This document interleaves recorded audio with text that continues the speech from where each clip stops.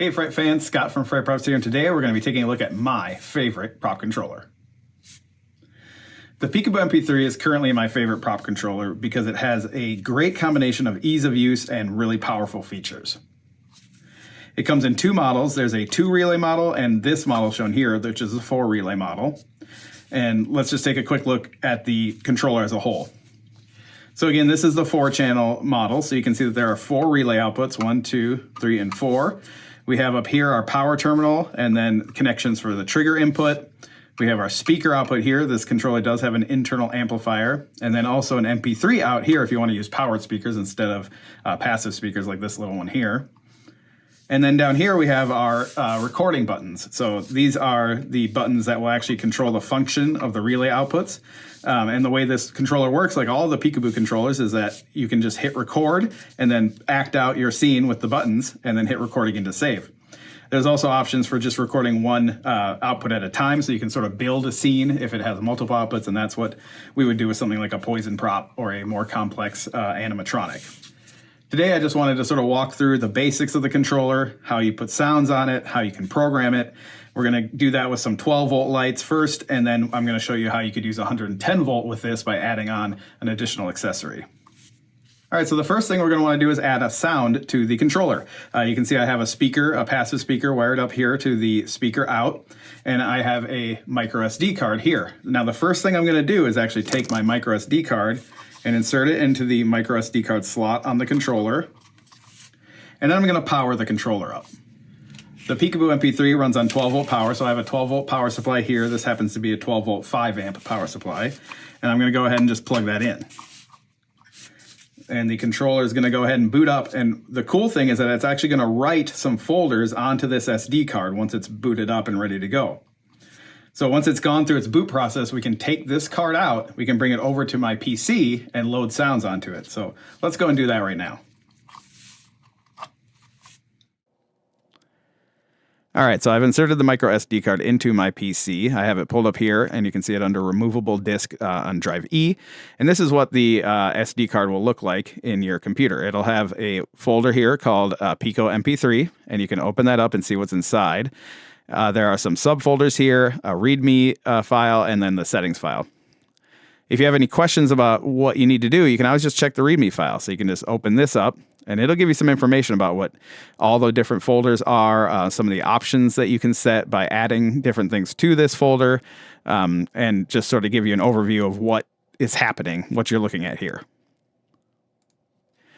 The main thing we're going to look at are these folders. So you can see there's an Ambient folder, an Input 1 folder, and an Input 2 folder.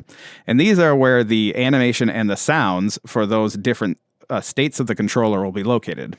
So the Ambient folder is where the animation, if you have one for your ambient mode or your ambient sound, will be stored.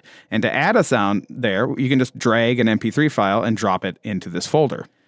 So I have a sound file here from our ambient sound collections. This is the Restless Crows audio file. And I'm just going to drag that and drop it into the ambient folder. It'll copy it over. And once it's done, now that MP3 file, it will be located in the ambient folder. And when we power up the controller, it's going to just start playing that file. And if you have any questions, again, you can always just open up that README file. And you can see here it'll describe how you add files to this folder. So copy an ambient sound into this folder. And then there are some options here as well. You can create some different empty folders that basically add settings to this folder here for your ambient mode. So you can have it fade in, you can change the volume, you can have different effects as well. Since we don't need any of those, we'll just go ahead and back up to the Pico MP3 folder level, and we're going to put our scare sound now into Input 1. So I'll open that up. I have a scream sound effect here. I'm just going to copy that over. And we are all set. So this will now play when Input 1 is triggered. And there's an Input 2 file as well, so you can have a separate sound for Input 2 if you would like. We're not using our second input for this demonstration. So once that's all done, we'll go ahead and right-click to eject the SD card from the SD card reader, and we'll bring it back over to the PicoBoo MP3 and proceed with programming. All right, so now we have our SD card from the PC, and you can see here that the controller is giving us a little warning here. That's an error message saying, hey, I don't have an SD card in, which we have right here. So we can go ahead and insert that The controller does need an SD card in to operate. It's going to load the SD card in, and it will start to play our ambient sound right away as soon as it loads.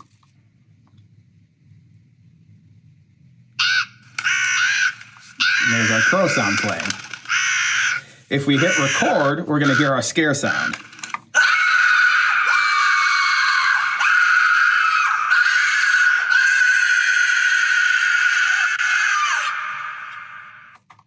And we can hit record again to end. So that's the basics of how you actually record a effect onto the controller. You're going to just hit record. You're going to hit your buttons. Hit record again to save. And now whenever this controller is triggered, it's just going to play back that button sequence that I entered.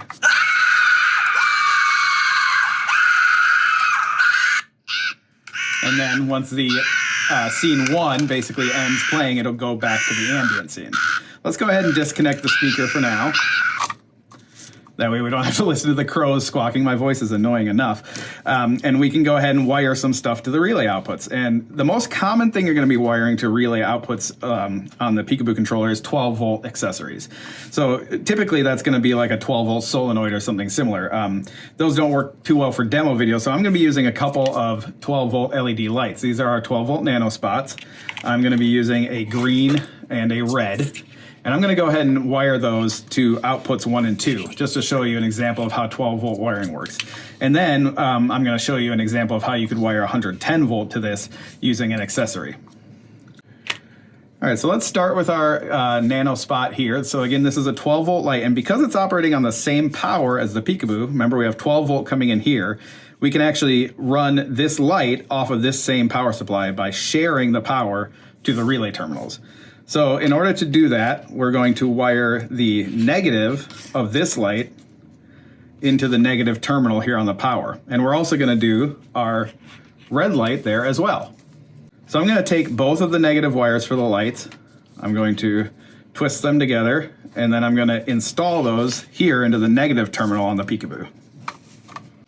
The positive side of the LED light is going to go to our relays. So if we wanted our red light to be on relay 2 here, I would just take the positive wire from that 12-volt LED, and I would put it into the NO terminal on the relay here. We should pause a second to talk about relays. So again, this controller has relay outputs, and there are several types of different outputs you'll find on prop controllers. Typically there's relay outputs or solid state outputs.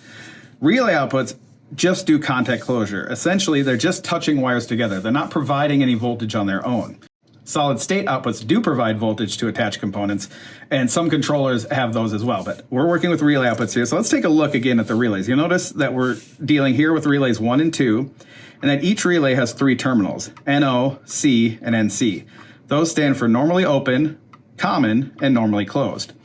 And the way it works is that by default, common and normally closed are connected. So if I were to run my power through here, it would be constantly on. And then when the relay activates, it will actually switch, connecting common to normally open and disconnecting common from normally closed, so that that attached light would turn off and then would turn back on when the relay shuts off again. So what I'll do here is I'm going to wire one light through normally open, and I'll wire the second light through normally closed. So for our second light here, which is our green light, I'm going to take the positive lead for that, and I'm going to wire it into NC down here on relay 1 for normally closed.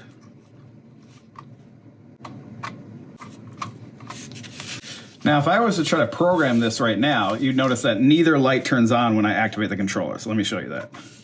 So I can press the buttons here and nothing is happening. That's because, like I said, these relays don't provide any power. So I actually have no power going to the lights with this setup. What I need to do is take the power from this terminal here, the 12-volt power, and jump it to the common terminals of each of the 2 relays. So to do that, first I have a strand here of 22 gauge low voltage wire. And I'm going to install that into the plus terminal here, and then I'm going to bring it over to C, and then I'm going to use another piece of wire to go from C on relay 2 to C on relay 1.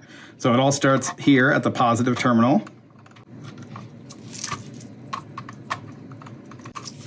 I'm going to add in another small piece of that 22 gauge wire here. I'm going to bundle both of those into the common terminal of relay 2. And then I'm going to take this final piece of wire and install that into the common terminal of relay 1. So now you'll see here that our light, which is connected to relay 1, is actually on. And that's because I've connected the power through the common and the normally closed terminals on relay 1. The light that's connected to relay 2 is not on. That's because it's wired through the normally open terminals. And if we program the controller, we can make those flip. All right, so let's go ahead and record a show. As I mentioned earlier, the programming for the PicoBoo MP3 is done all on the controller itself with the buttons here. And it's all real-time programming. That means that if I hit record and I wait for a few seconds before hitting buttons, that waiting period is going to get baked into my recorded show and will be included each time it plays back. So if I wanted this light here that's attached to relay 2 to come on a few seconds after the PicoBoo is triggered, I can just do that manually by hitting record, waiting for a few seconds, and then hitting button 2 to program my light. The light will stay on for however long I hold the 2 button. It will turn off when I let go, and it will do any pattern I want. I can hit record again to save. Now when the controller is triggered, it's going to just play back exactly what I programmed into it. So to test that, we can hit the number 4 here, which is our play button. You'll see that waiting period that we talked about is already baked into the show, and then it will go ahead and play back the sequence that I programmed.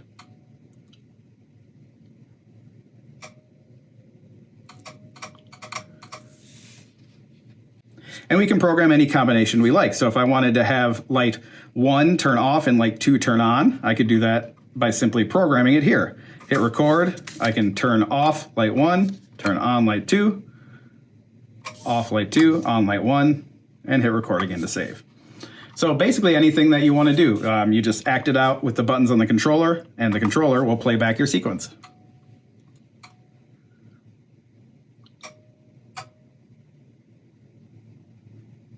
Now the cool thing about the PicoBoo MP3 is that you can actually isolate your channels so that you can work on just one at a time while leaving the animation you've programmed for the other channels intact. So if I wanted to just adjust the programming for our red light here, I could hold down record and wait for the buttons to light up here, and then whichever ones I turn off are not going to be affected by this next recording. So right now I only have number 2 sort of enabled, and that's the only output that will actually respond to my recording. So when I let go, if I hit record now, you'll notice that button 1 doesn't do anything, neither do 3 or 4. We don't have anything wired to them anyways. But if I hit record, it will now start playing back the animation that I've already programmed for relay output 1, and I can do a new recording for the relay animation on output 2.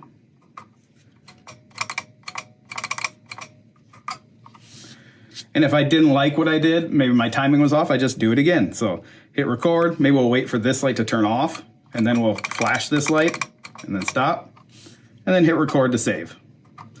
So now that's the new sequence recorded into the PicoBoo MP3. We can play it back to see it again.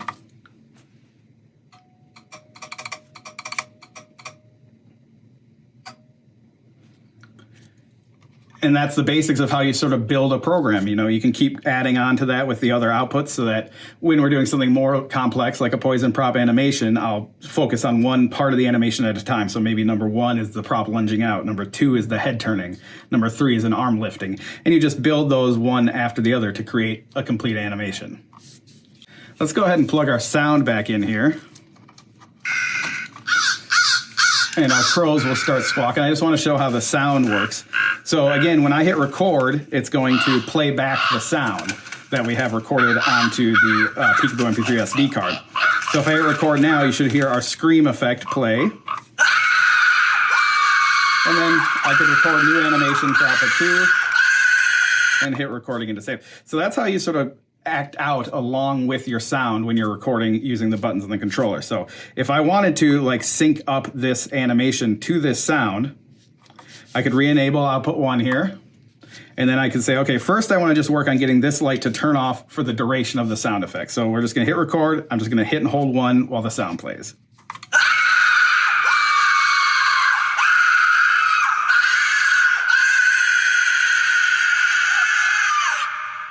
And then I'll let go to turn the light back on. Now I'm also going to wait for a few seconds. I'm going to wait for like 4 or 5 seconds here.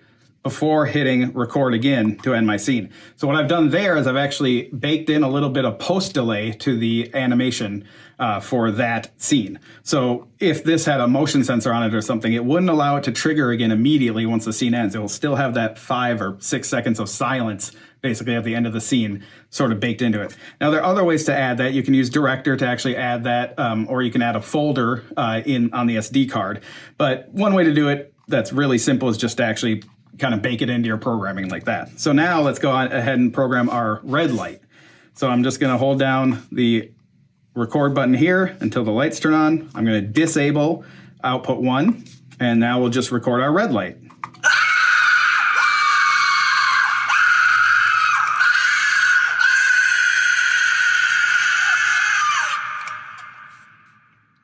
And then I'll hit record again to save. So now we have a full sequence recorded for input 1. When somebody triggers this prop controller, it's going to turn off this light, turn this light on, and play our sound effect.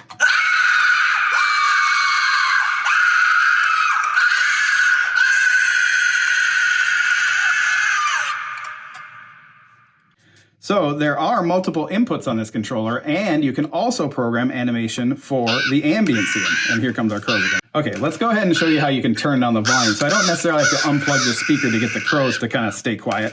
If you look at 1 and 2 here, you'll see these blue arrows, a down and an up. If I hold down the 1 button while the controller is powered up, you'll see the LEDs start flashing. That's going to turn the volume down. So now I've turned the volume down so that we don't have to get annoyed by the crows while we talk about the various inputs of the controller. So we just programmed a show for input 1, but there is a second input here as well, and that could be used to trigger a different show. So maybe you have 2 animations for the same prop. One that is a scarier version that you might want to have running at night, and maybe another one that's a little bit less scary for daytime or younger kids might be coming to trick or treat. You can have 2 shows recorded, and you can just switch which input you're triggering, whether you're triggering 1 or 2. In order to switch to the different inputs, you just hold down the 3 button.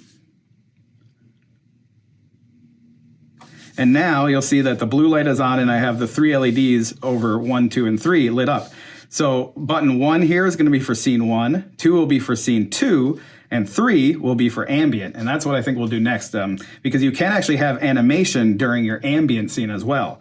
So if I hit number 3, now we're actually going to be programming for our ambient scene. All right, so now when we activate the controller for recording, we're not going to hear the scare sound anymore. We're actually going to hear our ambient sound. And we can program an animation to go along with our ambient sound file. So if I wanted this light to flicker on and off while the prop is idle, or if this was a pneumatic solenoid that was attached to like a head turn on a pneumatic prop, and I wanted the head to kind of turn while the prop is idle before it's being triggered, that's how I would do this. So we're going to go ahead and hit record. You'll hear our crow sound start to play, and I can use the buttons to program in some animation. So there's our crow sound. Then we can animate an occasional flicker.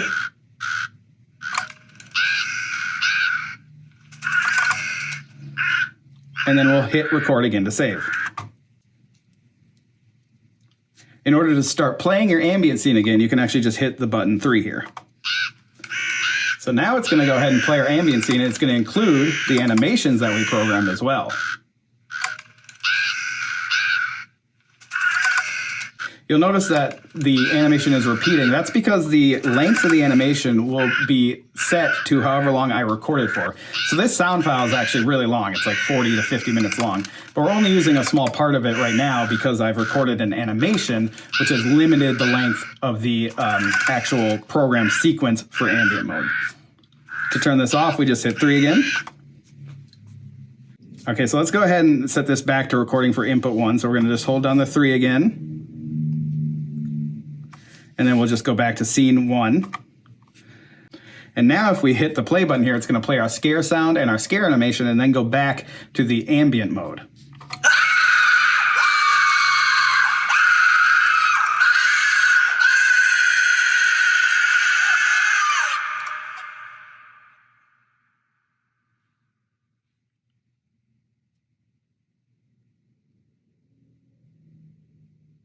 That was our post delay baked in there, if you remember. So there was about a 4 or 5 second delay before we went back to ambient. All right, let's go ahead and disconnect our audio again. You'll see the controller is still kind of playing our show, so we can shut that off.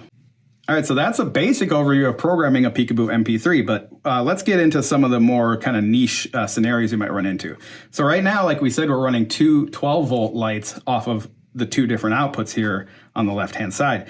But what if we wanted to run a 110-volt light? Or what if we wanted to just run these two lights off of one output? Well, you can certainly do that. So let's start with that. If we wanted to have one output controlling both of these lights, all I would have to do is move the positive wire that's in the normally common terminal for relay 1 to the normally closed terminal for relay 2.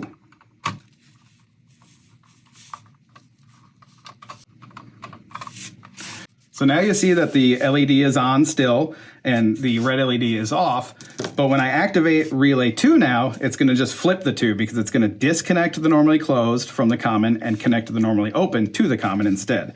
So if I hit record and then hit number 2, the lights will flip back and forth. So that's a way to have an ambient light on that then turns off and activates a scene light or a scare light. And the most common application for that would be to have sort of an ambient light for your prop that turns off and then a strobe light that turns on. Of course, most strobe lights are 110 volt. They're not 12 volt usually. So how do you activate a 110 volt light using a relay-based controller like a PicoBoo MP3? Well, you can run 110 volt through the relays here, but that gets a little tricky because remember, again, these are 12 volt components, and that's what most of the time people are going to be using. And something that trips people up a lot is the differences between the types of voltage. You wouldn't want to run a 110 volt light and a 12 volt light through the same relay output like I have these two 12 volt lights wired to right now.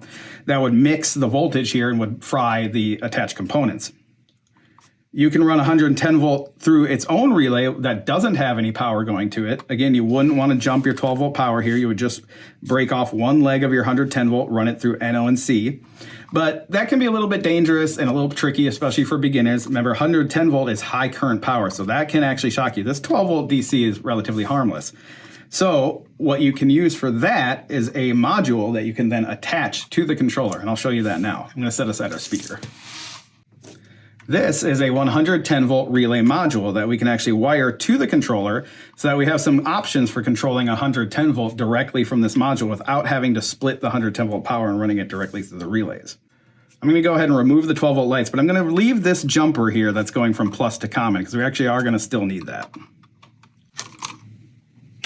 So the way that this works is even though this is a 110 volt relay here, it actually takes a 12 volt signal to trigger. That's what this green terminal here is for. So what I'm going to do is I'm going to wire this for 12 volts coming out of relay 1 to this box here so that relay 1 will now activate this rather than directly activating the components that I'm going to actually plug in to the relay here.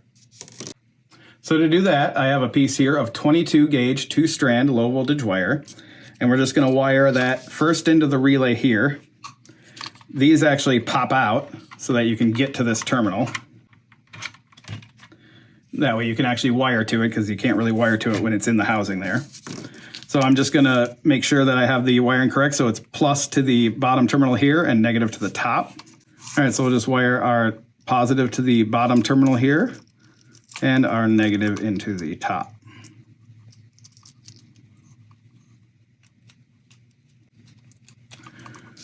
Okay, then that can go back into the relay here. And then we'll take our positive wire and wire it into NO on relay number 1 here. And our negative will go into the negative terminal on the power terminal of the PicoBoo here.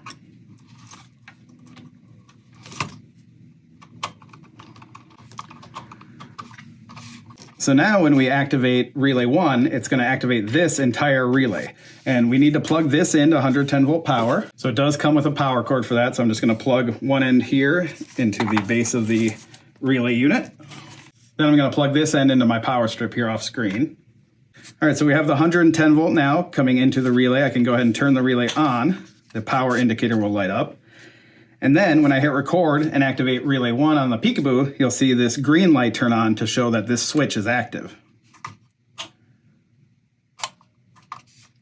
Now what's cool about this relay is that there are a number of different AC terminals on it. You can see that we have 2 normally off terminals, 1 normally on, and 1 always on. So the 2 normally off terminals will be off by default and they will flip to on when this relay activates. The normally on terminal will be on by default and flip off when the relay activates. And of course the always on is just always on, so that you can just plug something into it if you need another outlet. I'm gonna go ahead and move the controller to the side for a bit here so that we can kind of focus on what this is doing. So one of the most common things you would do with an AC relay like this is use it to control a strobe light. So I have this mini strobe light here. We can go ahead and plug this into one of the normally off relays. Go ahead and set the rate with these. Typically these strobe controllers will have a rate indicator here, slow being all the way down to the left and fastest being all the way to the right. So that is one thing you always want to check when you're activating a strobe light. I get a lot of questions like, my strobe light's not working, or it's working really slow. It's like, well, you have to turn up the rate there on the back. And now we can go ahead and set this up, and I'll show you how it will actually activate when we play our show. There you go. So now we could use relay 1 to turn on a strobe light, but we could also use it to turn off another light. So to demonstrate that, I have this flame bulb, which I've just plugged into a standard lamp base here. We can go ahead and plug that into the normally on terminal, and it will turn on.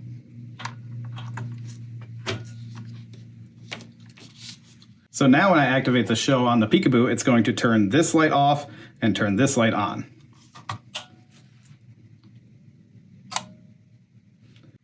So that's an example of how you can use a relay module like this to adapt the PicoBoo output to control 110 volt fixtures.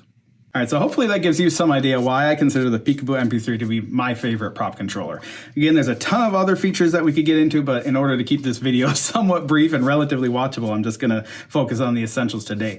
If you have any questions on this controller or any of our products, you can always send us an email at sales@frightprops.com or leave us a comment on this video. Thanks for watching and see you next time.